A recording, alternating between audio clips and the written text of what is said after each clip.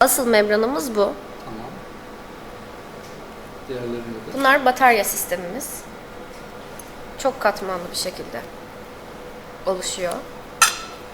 Biz ürettiğimiz membranı direkt sistemin içerisine koyup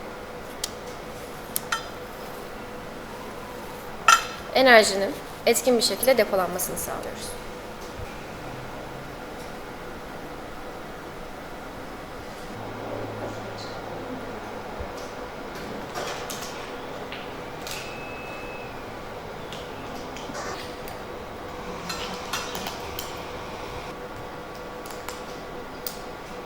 Projemiz çok katmanlı bir filtre projesi. Projede tamamen evimizdeki çamaşır makinesindeki bütün kirliliklerin evde arıtılmasına yönelik bir prototip geliştirme üzerine yapmıştık.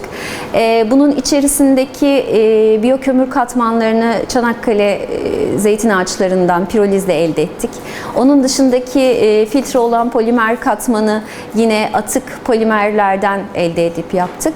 Ve ardından prototipimizi tamamen meydana getirdik. Testlerini yaptık.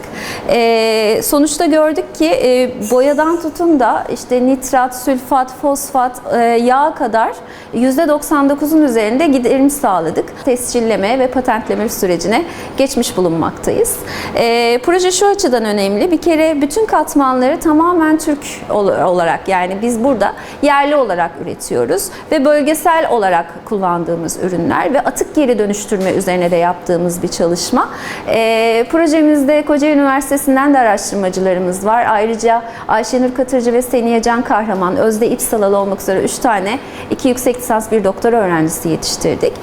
2 yılın sonunda da projemizi başarıyla tamamlamak üzereyiz. Merhaba, ben Elif Çolak. Çanakkale 18 Mart Üniversitesi Kimya Mühendisliği yüksek lisans öğrencisiyim. KOST 2515 Aksiyon Projeleri Ar-Ge Destek Programı kapsamında yürütülen projede araştırmacı olarak görev alıyorum. Bu projedeki amacımız aslında yenilenebilir enerji kaynaklarının depolanma kısmında yaşanan sorunlara bir çözüm üretebilmek. Biliyoruz ki enerji kısmına yapılan yatırımlar çok fazla. Bu noktada batarya sistemlerine çok fazla ihtiyaç duyuluyor. Bu projedeki amacımız yenilenebilir enerjilerdeki depolama sistemlerindeki büyük bir probleme çözüm üretmek. Bataryalarda bulunan membranları geliştirmek üzerine odaklanıyoruz.